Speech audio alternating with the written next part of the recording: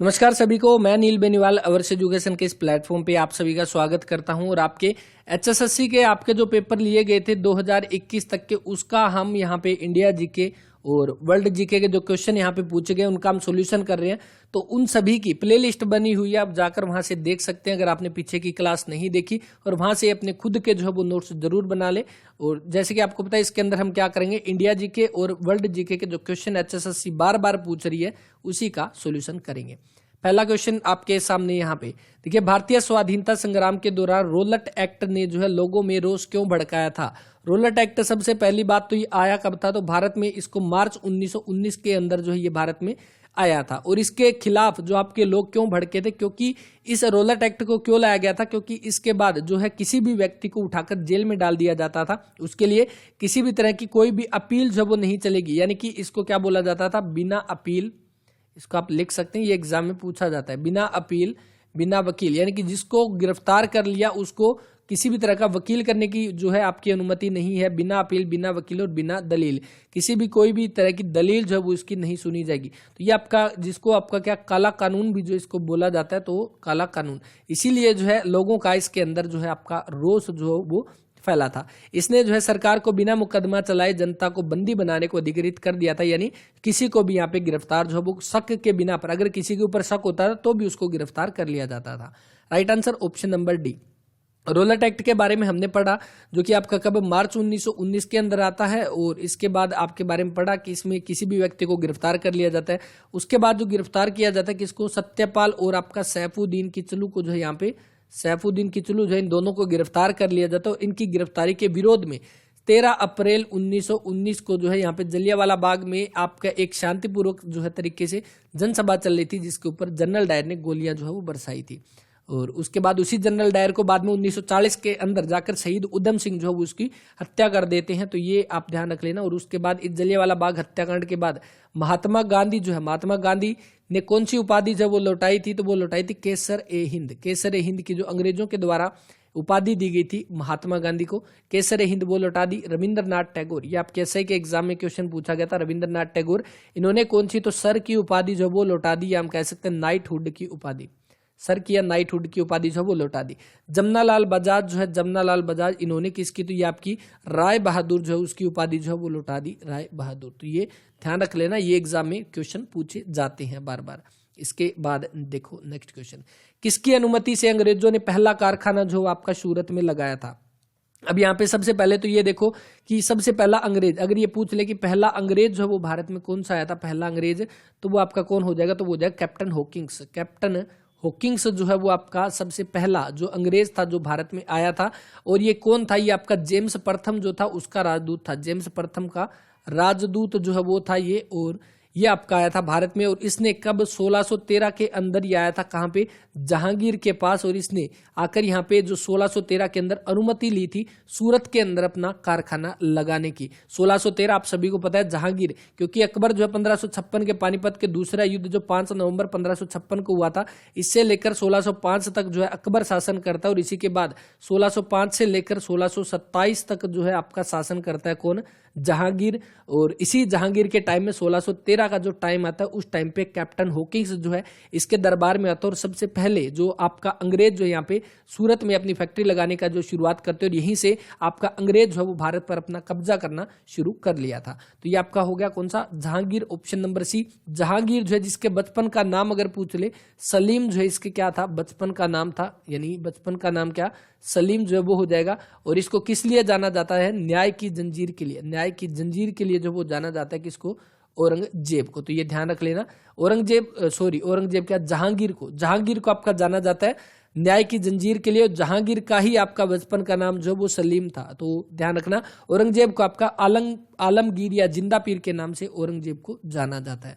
भारत में कागजी मुद्रा का जो है सर्वप्रथम जो है आपका कब प्रारंभ हुआ, कागजी मुद्रा से जुड़ी हुई, यानी कि आपकी paper currency act, paper currency act जो है वो आपका आया था। ये एक्ट आपका कब का था, तो 1861 का था। इसका right answer option number A जो है वो बन जाएगा। इसके बाद नेक्स्ट देखो, नीति आयोग के आपके अध्यक्ष कौन होते हैं? नीति आयोग, आपको पता है नीति आयोग जो कि किसकी जगह पे बना? प्लानिंग कमीशन जो था, प्लानिंग कमीशन या हम कह सकते हैं योजना आयोग जो था, उसकी जगह पे नीति आयोग जो उसकी स्थापना होती है। और इसका जो फुल फॉर्म अगर पूछ ले क्या हो जाएगा? नेशनल इंस्टीट्यूशन फॉर ट्रांसफॉर्मिंग, ये इसको आप नोट कर सकते हैं क्योंकि नीति आयोग की बहुत बार एग्जाम में जो आपकी फुल फॉर्म पूछी गई है ट्रांसफॉर्मिंग इंडिया। तो national institution for transforming India जो है आपकी नीति आयोग की फुल फॉर्म है, जिसकी स्थापना आपकी प्लानिंग कमीशन के जगह पे होती है। और आपकी कब होती है? तो 1 जनवरी 2015 को जो है ये प्लानिंग कमीशन की जगह पे आपकी स्थापना होती है नीति आयोग की। इसके साथ ही आपका प्लानिंग कमीशन, आपको पता है 1950 में जो आपका प्लानिंग कमीशन बना था। तो नीति आयोग जो इसके अध्यक्ष कौन है? आपके भारत के प्रधानमंत्री जो है वो नीति आयोग के आपके अध्यक्ष रहेंगे। अभी प्रेजेंट टाइम में नरेंद्र मोदी जो है वो रहेंगे। और आपके अध्यक्ष तो हो गए, ये अध्यक्ष हमने पढ़ लिया, अध्यक्ष आपके पीएम। इसके अलावा उपाध्यक्ष जो है वो कौन है? उपाध्यक्ष आपके एसआई के पेपर में पूछा गया था, उपाध्यक्ष कौन है? राजीव कुमार जो है वो भी इसके उपाध्यक्ष जो है वो रहेंगे नीति आयोग के। सीईओ जो है वो कौन है? अमिताभ कांत। ये हम पहले भी कर चुके हैं, लेकिन ये वो क्वेश्चन है जो एचएसएससी बार बार पूछ रही है, इसलिए इनको जितनी बार क्वेश्चन आएंगे उतनी बार इनको यहाँ पे क्वेश्चन करेंगे। उसके अलावा देखोगे भारत के राष्ट्रपति अभी कौन है? रामनाथ कोविंद। कौन से नंबर के हैं यहाँ पे कमेंट करना। और भारत के मुख्य न्यायाधीश, भारत के मुख्य न्यायाधीश जो है अभी कौन हो जाएंगे? तो वो आपके है एनवी रमना जो है अभी भारत के मुख्य न्यायाधीश है, जो कि कौन से नंबर के? 48वें नंबर के जो है वो आपके मुख्य न्यायाधीश जो है वो रहेंगे। इसके अलावा नेक्स्ट क्वेश्चन जो यहाँ पे दिया गया है कि प्रथम आपका क्षेत्रीय ग्रामीण बैंक जो है ये आपका कब अस्तित्व में आया? यानी कि आपका कौन सा? तो रीजनल रूरल बैंक जो है ये आपका सबसे पहले आरआरबी के नाम से जिसको हम जानते हैं, ये सबसे पहले आपका जो है कब अस्तित्व में आया? तो ये आपका आया 1975 के अंदर, तारीख 2 अक्टूबर 1975 के अंदर सबसे पहला। और इसका नाम अगर पूछ ले क्या था? तो इसका था प्रथमा, PRATAMA, प्रथमा ग्रामीण बैंक जो इसकी आपका ये जो सबसे पहला रीजनल जो आपका ग्रामीण बैंक खोला गया था, प्रथमा ग्रामीण बैंक जो ये आपका खोला गया था। और इसका आपका हेड ऑफिस जो है वो आपका कहाँ पे? हेड ऑफिस तो ये था मुरादाबाद में, मुरादाबाद जो कि कहाँ पे? उत्तर प्रदेश के अंदर पड़ता है। अब ये क्वेश्चन क्यों कर रहे हैं? क्योंकि एचएसएससी ने पूछा है, इसीलिए इनसे जुड़े हुए जितने भी क्वेश्चन बनते हैं वो सारे हम कवर कर रहे हैं। राज्यसभा का पदेन अध्यक्ष जो है वो कौन होता है? राज्यसभा का पदेन अध्यक्ष उपराष्ट्रपति, भारत के उपराष्ट्रपति जो भी प्रेजेंट टाइम में कौन है? वेंकैया नायडू जो अभी भारत के प्रेजेंट टाइम में आपके उपराष्ट्रपति जो है वो रहेंगे। और कौन से नंबर के है? तो वो आपके 13वें नंबर के जो है भारत के उपराष्ट्रपति रहेंगे, 13वें नंबर के। अब जो आपके उपराष्ट्रपति जो है वेंकैया नायडू, इनको जो आपकी सैलरी मिलती है किस चीज की मिलती है? इनको उपराष्ट्रपति की सैलरी नहीं मिलती, इनको मिलती है राज्यसभा के अध्यक्ष की सैलरी। तो ये भी आप इसको ध्यान रख सकते हैं। आर्टिकल आप सभी को पता है, जो आपका उपराष्ट्रपति जो इसका आपका आर्टिकल कौन सा हो जाएगा? तो आर्टिकल या हम कह सकते हैं अनुच्छेद जो है आपका कौन सा है? तो अनुच्छेद आपका 63 के अंदर जो आपका दिया गया है, जिसके अंतर्गत है कि आपका जो भारत का एक उपराष्ट्रपति होगा, आर्टिकल 63। और ये हमने उपराष्ट्रपति यानी भारत में उपराष्ट्रपति होगा, ये प्रावधान कहाँ से लिए? तो ये हमने अमेरिका से जो है ये आपका प्रावधान लिया गया है। इसके अलावा अभी देखो कौन सा? राज्यसभा के बारे में हमने पढ़ा अभी। राज्यसभा इसका आर्टिकल तो आप सभी को पता है कौन सा? आर्टिकल 80 जो है वो रहेगा। और आर्टिकल 89 जो है, आर्टिकल 89 जो है उसके अंतर्गत क्या कहा गया है कि राज्यसभा का जो है पदेन अध्यक्ष, राज्यसभा का अध्यक्ष उपराष्ट्रपति होगा। ये आपके किस में दिया गया है? तो ये आपके आर्टिकल 89 में दिया गया है। ऑप्शन नंबर सी जो इस क्वेश्चन का यहाँ पे वो राइट आंसर रहेगा। बाकी तो हम आगे क्वेश्चन देखते हैं। देखिए इसके बाद भारतीय सशस्त्र बलों का सुप्रीम कमांडर जो है वो कौन है? तो भारतीय सशस्त्र बलों के कौन है? भारत के राष्ट्रपति जो कि कौन है? रामनाथ कोविंद जो है वो रहेंगे। अभी प्रेजेंट टाइम में कौन है?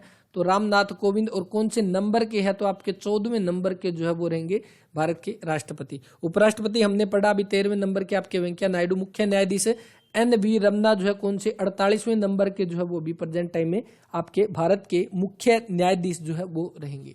इसके बाद देखो नेक्स्ट क्वेश्चन। और हाँ, एक क्वेश्चन यहाँ पे, जैसे सशस्त्र बलों का आपका तीनों जो आप सशस्त्र बलों का सुप्रीम कमांडर तो आपके राष्ट्रपति है। और अगर ये कहते तीनों सेना जो आपके एयरफोर्स, नेवी और आपकी आर्मी, तो आपकी तीनों के बीच में कोऑर्डिनेशन का काम जो वो कौन करता है? CDS करते, चीफ ऑफ डिफेंस स्टाफ। और अभी दूसरे नंबर के पहले तो आप सभी को पता है जिनकी अभी हाल ही में जो विमान दुर्घटना में जो शहीद हुए हैं, जिनकी मृत्यु हुई है अभी जो 8 दिसंबर को जिनकी अभी मृत्यु हुई है, जनरल विपिन रावत। जनरल विपिन रावत जो है उनकी जगह पे अभी नए सीडीएस के तौर पर कौन, तो वो आपके मनोज मुकुंद नरवाणे जो है वो बने हैं, तो ये ध्यान रख लेना। इसके बाद देखते हैं नेक्स्ट क्वेश्चन यहाँ पे, प्रसिद्ध विरूपाक्ष मंदिर जो है ये आपका कहाँ पे है? विरूपाक्ष मंदिर जो कि आपका कहाँ पे, हम्पी में पड़ेगा। हम्पी आपका कहाँ पे है? कर्नाटक के अंदर। अब ये हम्पी आप सभी को पता है ये राजधानी है, किसकी राजधानी है हम्पी? ये राजधानी किसकी हो जाएगी? राजधानी है किसकी? विजयनगर साम्राज्य की। विजयनगर साम्राज्य जो उसकी राजधानी अगर पूछ ले कौन सी, तो वो आपकी हम्पी। और अभी यहाँ पे क्वेश्चन कौन सा बनेगा? सबसे पहले तो देखो विजयनगर साम्राज्य, विजयनगर साम्राज्य जो है इसकी आपकी स्थापना जो है वो कब की गई विजयनगर साम्राज्य की? तो इसको आप ध्यान रख सकते हैं 1336 के अंदर। 1336 के अंदर दो भाई थे, हरिहर व बुक्का। हरिहर व बुक्का जो है ये दो भाई थे, इन्होंने स्थापना की थी विजयनगर साम्राज्य की 1336 के अंदर। इसकी राजधानी कौन सी? राजधानी आपकी कौन सी? तो हम्पी जो है वो इसकी राजधानी हो जाएगी। अब यहाँ पे एसआई के पेपर में क्वेश्चन पूछा गया था कि विजयनगर साम्राज्य जो है इसके आपके खंडर जो है, खंडर आपके कहाँ पे जो है वो मिले थे? खंडर। तो वो आपके हम्पी में जो है वो आपके खंडर मिले थे। किस नदी के किनारे आपके खंडर मिले थे? तो तुंगभद्रा नदी जो है उसके किनारे खंडर जो है वो मिले थे विजयनगर साम्राज्य के। तो राइट आंसर हम्पी जो कि कर्नाटक में है, ऑप्शन नंबर सी इसका राइट आंसर, विरूपाक्ष मंदिर। नेक्स्ट देखो, छत्तीसगढ़ राज्य में जो है निम्न में से कौन से खनिज जो वो आपके पाए जाते हैं? छत्तीसगढ़ के अंदर आप सभी को पता है, छत्तीसगढ़ के अंदर सबसे पहले तो इसके अंदर जो आपका यहाँ पे दे रखा है, इसके अंदर आपका क्या दे रखा है यहाँ पे कि 1, 2 और 3, लेकिन ध्यान रखना है इसके अंदर आपका टिन जो है ये भी आपका आएगा। इसका उपरोक्त सभी जो है वो राइट आंसर आएगा। वैसे अगर हम इसके अंदर देखें आपका छत्तीसगढ़ के अंदर, तो टिन जो है अगर ये पूछ ले कि टिन का लार्जर प्रोड्यूसर जो है वो कौन हो जाएगा? लार्जर प्रोड्यूसर सबसे ज्यादा जो है टिन सबसे ज्यादा प्रोड्यूस कहाँ पे होता है? तो वो छत्तीसगढ़ के अंदर ही होता है। तो इसके अकॉर्डिंग आपका right answer option number D जो है वो बन जाएगा। छत्तीसगढ़ की आप सभी को पता है कि आपकी राजधानी जो वो आपकी कौन सी? छत्तीसगढ़ की रायपुर जो वो आपकी राजधानी हो जाएगी। छत्तीसगढ़ की रायपुर। स्थापना कब होती है? 1 नवंबर पूरा 2000 को इसकी स्थापना होती है। हरियाणा दिवस के दिन ही आपका छत्तीसगढ़ दिवस मनाया जाता है 1 नवंबर, और 2000 को जो ये 2000 को आपका जो है छत्तीसगढ़ आपका बना था। इसके अलावा देखो आपको पता है जो आपके एग्जाम में कई बार एक क्वेश्चन पूछी जाती है, एक तो कॉपर प्लस में जिंक, कॉपर प्लस में जिंक जो है और कॉपर प्लस में टिन, ये किसके बने होते, क्या बनता है इनसे? तो कॉपर प्लस जिंक से आपका कौन सा? तो ब्रास या पीतल जो है वो बनता है, ब्रास या पीतल हो जाएगा। इससे आपका ब्रोंज बनता है, यानी कि ब्रोंज यानी कि कांस्य, कांस्य पदक जो होते हैं आपके, कांसा जो है वो बनते हैं। तो ये दोनों के दोनों भी आपके एग्जाम में बहुत बार पूछे जाते हैं, तो ये भी ध्यान रख लेना। इसके अलावा देखिए बॉक्साइट जो दे रखा है आपके, बॉक्साइट किसका अयस्क है? तो एल्यूमिनियम का अयस्क आपका कौन सा? तो बॉक्साइट हो जाएगा। और छत्तीसगढ़ में लगभग 4% के आसपास आपका बॉक्साइट जो है वो पाया जाता है।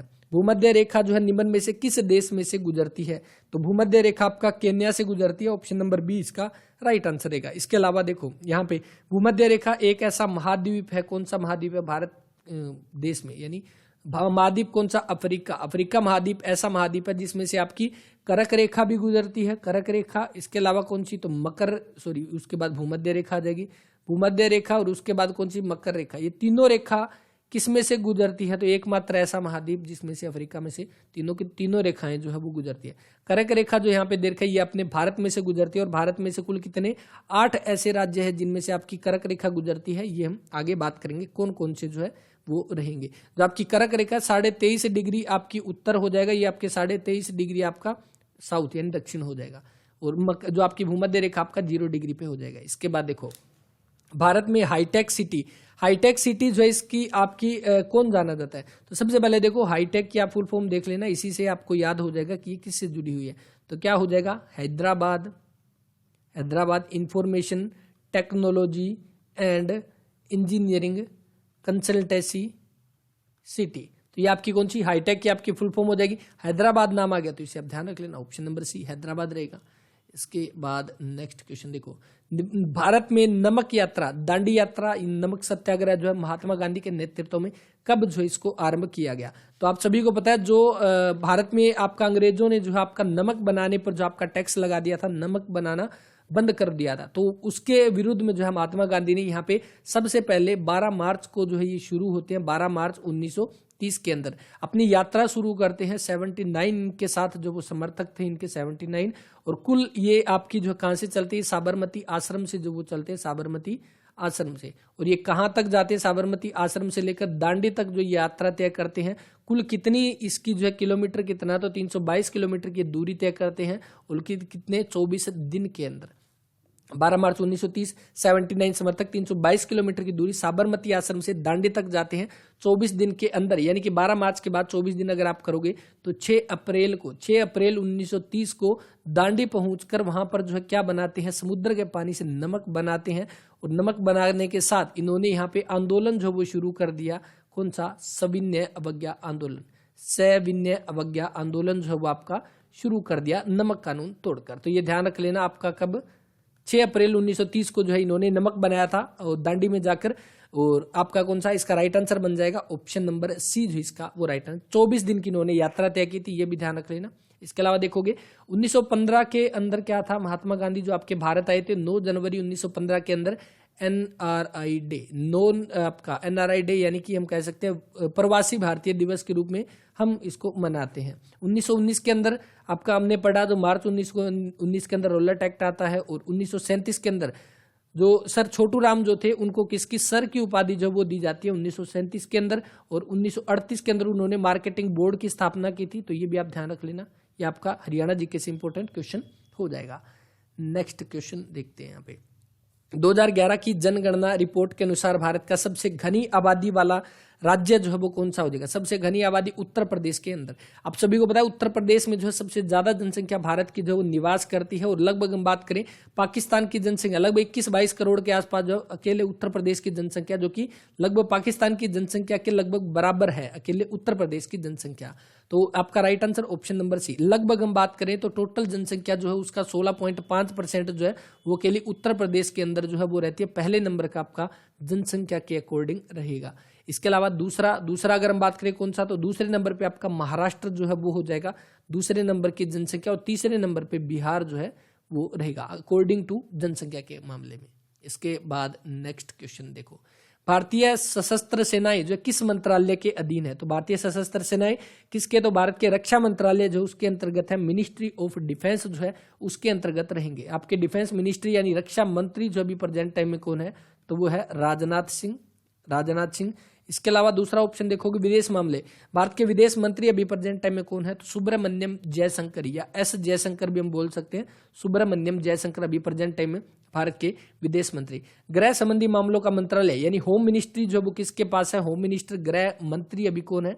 अमित शाह जो है वो भी आपके हो जाएंगे गृह मंत्री। भारत के राष्ट्रपति हमने पढ़ा आपके रामनाथ कोविंद जो कि 14वें नंबर के हैं। इसके बाद नेक्स्ट देखो, भक्त व संगीतज्ञ सूरदास जिनका संबंध हरियाणा के फरीदाबाद के सीही से जो इनका संबंध है और जन्म से ये अंधे थे। इनकी रचनाएं अगर पूछ ले, सूर सारावली जो इनकी रचनाएं थी अकबर के समकालीन थे। ऑप्शन नंबर ए जो इस क्वेश्चन का वो राइट आंसर रहेगा। नेक्स्ट देखो, सुप्रसिद्ध कुतुब मीनार का जो आपका निर्माण किसने करवाया? तो आप सभी को पता होगा सबसे पहला वंश जो आपका कौन सा? दिल्ली सल्तनत का 1206 से लेकर 1290 तक चला था, जो कि कौन सा था? गुलाम वंश। और ये किसने शुरू किया था? ये किया था कुतुबुद्दीन ऐबक ने। यहाँ पे जो ऑप्शन नंबर ए दे रखा है। और कुतुबुद्दीन ऐबक जो है इसी ने किसका निर्माण शुरू करवाया था? कुतुब मीनार का जो आपका निर्माण शुरू करवाया था। कुतुब मीनार का निर्माण शुरू करवाया था कुतुबुद्दीन ऐबक ने। इसके बाद जो आपका कुतुबुद्दीन ऐबक था इसने जो है आपका इसका निर्माण तो शुरू करवा दिया, लेकिन इससे पूरा नहीं करवाया गया। जो आपका बेसमेंट था सिर्फ उसने वही तैयार करवाया था, एक यानी कि बेसमेंट था सिर्फ उसने वही तैयार करवाया था। इसके बाद जो शासन आता है आपका इल्तुतमिश, जो कि कब इसने 1210 से लेकर 1236 तक इसने शासन किया था। और उसके बाद जो कुतुब मीनार की आपका बेसमेंट तो किसने तैयार करवा दिया? कुतुबुद्दीन ऐबक ने। इसके बाद इसकी दूसरी तीसरी और चौथी ये तीन जो है आपकी बनाई थी इल्तुतमिश ने। और उसके बाद इसकी जो 5वीं मंजिल और एक स्टोर जो है ऊपर फिरोज शाह तुगलक ने जो है उसने बनवाया था। तो यानी कि कुतुबुद्दीन ऐबक का भी इसमें सहयोग है, इल्तुतमिश का भी, फिरोज शाह तुगलक का भी इसमें सहयोग रहेगा। इसके बाद नेक्स्ट देखो, दिल्ली पर शासन करने वाली प्रथम महिला कौन थी? तो हमने अभी बात किया 1206 से लेकर 1210 तक शासन किया था। कौन था? कुतुबुद्दीन ऐबक। और उसके बाद इसी का आपका जो गुलाम और इसी का दामाद जो है 1236 से लेकर 1210 से लेकर 1236 तक शासन किया था इल्तुतमिश ने। और इसके बाद इल्तुतमिश की बेटी आती है जो कि 1236 से लेकर 1240 तक शासन करती है, और ये आपकी कौन बनती है, प्रथम महिला यहाँ पे Razia Sultan, option number A. और 1240 में कैथल में जो इसकी मृत्यु हो जाती है, यानी हत्या जो है वो कर दी जाती है। इसी के बाद कैथल में जो है वो मकबरा रहेगा रजिया सुल्तान का। एशियाई सिंह जो उसका आपका घर कौन सा है, एशियाई शेर जो है, एशियाई शेर का आपका गिर नेशनल पार्क, जो कि आपका कहाँ पे, गुजरात के अंदर जो आपका गिर नेशनल पार्क रहेगा, गुजरात में। राइट आंसर बन जाएगा ऑप्शन नंबर डी यहाँ पे। कार्बेट यानी कि जिम कार्बेट आपका कहाँ पे है, जिम कार्बेट आपका उत्तराखंड के अंदर जो है वो रहेगा, उत्तराखंड में। इसके साथ ही आपका कौन सा जिम कार्बेट हो गया, नंदा देवी जो है वो हो जाएगा, नंदा देवी। और एक अभी जो एग्जाम में क्वेश्चन पूछा गया था, राजाजी नेशनल पार्क, जो अभी दुर्गा शक्ति के एग्जाम में शायद क्वेश्चन आया था, या जो रेवेन्यू क्लर्क में था, राजाजी नेशनल पार्क जो ये भी आपका उत्तराखंड में पड़ेगा। फूलों की घाटी, ये सारे के सारे आपके उत्तराखंड में। कान्हा जो है वो आपका कहाँ पे, तो कान्हा आपका मध्य प्रदेश में, एमपी में पड़ेगा। बांधवगढ़, पच्चा जो पन्ना, पेंच, कान्हा, ये सारे के सारे आपके मध्य प्रदेश में। दुधवा जो है वो उत्तर प्रदेश के अंदर आपका नेशनल पार्क रहेगा। इसके बाद नेक्स्ट देखो, किस संविधान संशोधन के द्वारा मतदान की उम्र जो वो आपकी कर दी गई 21 वर्ष से 18 वर्ष। तो आपका 61वां संविधान संशोधन, सबसे पहली बात तो 1989 के अंदर जो वो आपका संविधान संशोधन हुआ था 61वां, और इसी के तहत जो आपकी वोट डालने की जो उम्र है वो कर दी गई 21 वर्ष से लेकर 18 वर्ष। यहाँ पे ऑप्शन नंबर सी इसका राइट आंसर। 45वां संविधान संशोधन, 10 साल के लिए SC ST और एंग्लो इंडियन जो वो आपके यहाँ पे आरक्षण बढ़ाया गया था। और 42वां संविधान संशोधन 1976, इसके तहत आपके मौलिक कर्तव्य जोड़े गए थे। आपके संविधान में 3 शब्द जो है वो यहाँ पे जोड़े गए थे। मूल संविधान में भारतीय नागरिकों को कितने मौलिक अधिकार दिए गए थे, तो सबसे पहले आपके 7 थे। और उसके बाद आपका 1978 में आपका संविधान संशोधन होता है, कौन सा, 44वां संविधान संशोधन। इसी के तहत आपका संपत्ति का अधिकार जो उसको हटाकर यहाँ पे क्या बना दिया गया, मौलिक अधिकार से हटाकर उसको विधिक अधिकार, हम कह सकते हैं कानूनी अधिकार जो है वो बना दिया गया, संपत्ति का अधिकार। अभी प्रेजेंट टाइम में कितने आपके 6 जो है वो मौलिक अधिकार रहेंगे। इसके बाद नेक्स्ट क्वेश्चन, प्रथम पंचवर्षीय योजना जो है ये आपकी कब इसको पूरा किया गया, प्रथम पंचवर्षीय योजना। पंचवर्षीय योजना के बारे में हमने बात किया था, ये किसके अंतर्गत आते हैं, ये प्लानिंग कमीशन जो आपका शुरू किया गया था 15 मार्च 1950 को, 15 मार्च 1950 को योजना आयोग जो बनाया गया था, इसी के अंतर्गत आपकी पंचवर्षीय योजना जो वो शुरू की गई। प्लानिंग कमीशन जो है इसके आपके अध्यक्ष कौन, तो इसके अध्यक्ष भी जैसे अभी नीति आयोग के आपके प्रधानमंत्री है, वैसे ही प्लानिंग कमीशन के भी आपके PM जो वो आपके अध्यक्ष यानी कि जवाहरलाल नेहरू, जवाहरलाल नेहरू जो वो इसके हम कह सकते हैं अध्यक्ष हो जाएंगे। और इसी के तहत आपकी पंचवर्षीय योजना जो वो शुरू की गई। प्लानिंग कमीशन जो इसको खत्म कब किया गया, 13 अगस्त 2014 को खत्म कर दिया गया। सबसे पहली योजना 1951 से लेकर 56 तक, ऑप्शन नंबर बी। और ये जो आपकी पहली पंचवर्षीय योजना थी ये आपकी किससे जुड़ी हुई थी, तो ये आपकी कृषि के विकास से जुड़ी हुई थी, कृषि के विकास से। और ये अगर पूछ ले इसके अंतर्गत आपका मॉडल जो वो कौन सा था, किस मॉडल के बेस पर था, तो ये आप ध्यान रख लेना, हेरड डोमर मॉडल। हेरड डोमर मॉडल जो है इसके तहत आपका जो है सबसे पहला आपका पंचवर्षीय योजना शुरू की गई थी। दूसरी थी आपकी जो एग्जाम में 1-2 बार पूछी गई है, महालनोबिस मॉडल पर, महालनोबिस मॉडल पर आपकी कौन सी थी, तो वो सेकंड आपकी पंचवर्षीय योजना जो है वो थी। 51 से लेकर 56 तक इसको पूरा किया गया, ऑप्शन नंबर 20 का राइट आंसर। भारत में दशमलव चलनी मुद्रा प्रणाली जो ये आपकी कब शुरू की गई, तो दशमलव चलनी मुद्रा प्रणाली आपकी कब, यानी कि आपका सबसे पहले तो ये देख लो decimal currency system, decimal currency system जो है ये आपका शुरू किया गया। डेसिमल करेंसी सिस्टम कब किया गया, इसको 1 अप्रैल 1957 के अंदर, ऑप्शन नंबर डी जो इसका वो राइट आंसर है। अब ये था क्या ये सिस्टम, देखिए जैसे कि पहले आपका क्या था, 1 रुपए के अंदर आपके क्या थे 1 रुपए के अंदर आपके 16 आने हुआ करते थे। आपको तो शायद आपने नहीं देखे, अपने दादा दादी के पास आप देख सकते हैं, अभी भी आप उनके पास आने जो है वो मिल सकते हैं। तो ये 1 रुपए के अंदर आपके 16 आने हुआ करते थे, और 1 रुपए के अंदर आपके कितने, तो 64 पैसे जो है वो हुआ करते थे, यानी कि 1 आने के अंदर आपके कितने, तो 1 आने में 4 पैसे हुआ करते थे। इस तरह का कुछ सिस्टम था। तो उसको बाद में आपका डेसिमल करेंसी में जो वो कर दिया गया, यानी 1957, 1 अप्रैल 1957 के बाद 1 रुपए के अंदर आपके 100 पैसे जो है वो कर दिए गए, decimal currency system. Option number D जो इस क्वेश्चन का यहाँ पे वो राइट आंसर रहेगा। नेक्स्ट क्वेश्चन देखते हैं, राष्ट्रीय प्रतीक जो इसको कब अंगीकार किया गया, 26 जनवरी 1950, ऑप्शन नंबर बी जो इसका वो राइट आंसर है। आपको पता है जो अशोक स्तंभ जो है, अशोक स्तंभ उसके ऊपर आपका क्या लिखा गया, अशोक स्तंभ के ऊपर, तो वो आपका लिखा गया, ये देख लेना, अशोक स्तंभ के ऊपर आपका लिखा गया सत्यमेव जयते, सत्यमेव जयते जो है ये लिखा गया है, और ये सत्यमेव जयते जो है ये कहाँ से लिया गया, तो मुंडको उपनिषद जो है उससे लिया गया आपका सत्यमेव जयते, तो ये आप ध्यान रख सकते हैं। इसके बाद देखते हैं नेक्स्ट क्वेश्चन यहाँ पे, बृहत्तम गुंबद जो है वो आपका गोल गुंबद आपका कहाँ पे है, तो ये बीजापुर के अंदर है, और बीजापुर आपका कहाँ पे है, तो ये कर्नाटक के अंदर है। बीजापुर कर्नाटक के अंदर आपका कौन सा, तो आपका रहेगा गोल गुंबद, जो कि किसके द्वारा बनाया गया, तो इसको बनाया गया मोहम्मद आदिल शाह जो है उसके द्वारा बनाया गया, मोहम्मद आदिल शाह। और ये कब की बात है, तो इसको बनाया गया था 1626 से लेकर 1656 के बीच में, तो 1656 के बीच में जो आपका गोल गुंबद बनाया गया था। और एक आपका आदिल शाह से जुड़ा हुआ एक और भी क्वेश्चन पूछा गया था, अभी ध्यान नहीं है, तो इसलिए साउथ के भी आपके कुछ एक इंपॉर्टेंट क्वेश्चन बनते हैं जो आपसे पूछे जा सकते हैं। इसके बाद नेक्स्ट देखिए, वह पहला भारतीय कौन था जो न्याय के अंतर्राष्ट्रीय न्यायालय का अध्यक्ष हुआ, यानी international court of justice ICJ, अंतर्राष्ट्रीय न्यायालय आपका जो है अंतर्राष्ट्रीय न्यायालय जो हम कह सकते हैं कोर्ट ऑफ जस्टिस, ये आपका कहाँ पे है, तो ये आपका रहेगा द हैग के अंदर, इसका जो है आपका हेडक्वार्टर रहेगा द हैग, जो कि कहाँ पे नीदरलैंड के अंदर पड़ता है, इसका हेडक्वार्टर आपका। और इसी के आपके अध्यक्ष के रूप में किसने काम किया, पहले भारतीय यहाँ पे Nagendra Singh, option number B जो इसका वो राइट आंसर है, नगेंद्र सिंह ये भारतीय है। और इनका संबंध कहाँ से है, इनका संबंध जो है वो जाएगा डूंगरगढ़ से। अब डूंगरगढ़ आपका कहाँ पे पड़ता है, तो आपको पता है अपने पड़ोसी स्टेट राजस्थान के अंदर जो है आपका डूंगरगढ़, वहीं के नागेंद्र सिंह जो है जो पहले भारतीय न्यायालय के अंतर्राष्ट्रीय न्यायालय का अध्यक्ष रह चुके हैं। नेक्स्ट क्वेश्चन देखो, देश का सबसे लंबा समुद्र तट जो है वो कौन सा है, सबसे लंबा समुद्र तट, तो वो आपका हो जाएगा मरीना बीच या मरीन बीच हम कह सकते हैं। ऑप्शन नंबर बी जो इस क्वेश्चन का वो राइट आंसर है। कहाँ पे पड़ेगा, चेन्नई के अंदर जो है आपका मरीन बीच पड़ेगा। और इसकी लंबाई अगर पूछ ले कुल कितनी, तो 12 किलोमीटर जो वो आपकी लंबाई हो जाएगी। ये आपका कौन सा, देश का तो सबसे लंबा है, यानी देश का पहले नंबर का, यानी फर्स्ट नंबर का सबसे बड़ा, यानी सबसे लार्जेस्ट हम कह सकते हैं। और दुनिया का सेकंड नंबर का आपका जो लार्जेस्ट आपका समुद्र तट हो जाएगा मरीन बीच, चेन्नई के अंदर, 12 किलोमीटर लंबाई। नेक्स्ट क्वेश्चन देखते हैं, किस वर्ष जो है वो आपका पिन कोड आया था। पिन कोड, अब सबसे पहले देखो पिन कोड आपका जो है क्या होता है, पिन कोड की आपकी फुल फॉर्म आप ध्यान रख सकते हैं, पोस्टल उसके बाद index number, postal index number जो इसकी फुल फॉर्म हो जाएगी, यानी पोस्टल इंडेक्स नंबर कोड जो इसकी फुल फॉर्म है।